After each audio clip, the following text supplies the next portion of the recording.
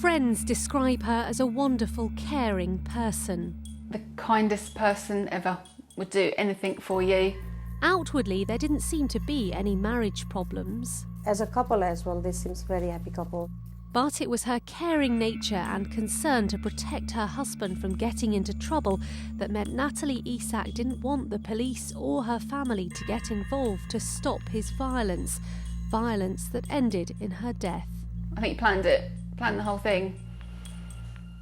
If I can't have her, no one will. Ivan Esack was a Walter Mitty character. During his time at Kent Police, he imagined himself as the new Sherlock Holmes solving crime. He also aspired to become Prime Minister, and after quitting as a police officer, he claimed to have become a successful football agent despite having no players on his books. Just very arrogant, very self-obsessed. He would talk about himself all the time. At home, it's believed he abused Natalie for years behind closed doors. Seems like very happy couple with each other, and as a personally, Natalie is my customer. Whenever she comes to dine in our restaurant, she seems very happy, very charming lady.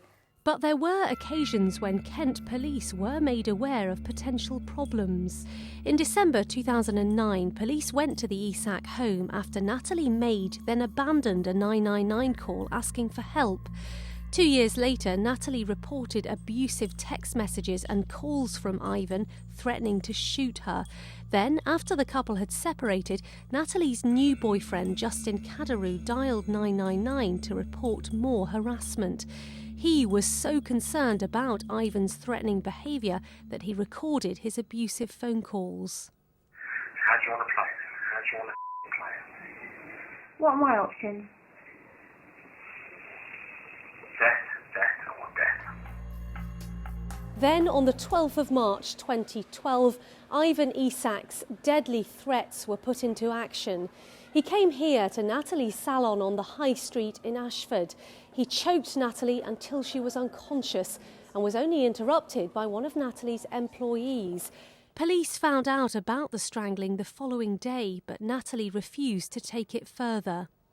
A month and a half later, on the 30th of April, Ivan was back here at the salon. This time at 9:40 in the morning, he stabbed Natalie at least 9 times, ferociously knifing her to death. We take every incident very seriously, and we won't just look for the evidence to be provided from the person suffering. We look for other evidence around it to see if we can support them. But ultimately, in this case, Natalie didn't want to involve the police because of the impact that it would have on Ivan. If we'd have known the full extent of it, there's certainly more that we could have done. We have to take every case that's reported to us around domestic abuse as serious, and there is the potential harm of death happening, and especially if there were indicators that there was strangling, well then that moves the victim up to a more high-risk victim. I think he knew when he was controlling her, he sort of knew how to, and because she wasn't being controlled by him anymore, because she'd moved out or moved on, and he didn't like it, and I think that's why he just, he didn't suddenly flip. He knew exactly what he was doing. It was all planned. If I can't have her, no one will. A review is now underway of how Kent Police handled the case, which is usual in a domestic homicide, but any lessons to be learnt come far too late for Natalie. Lynda Hardy, BBC South East Today, Ashford.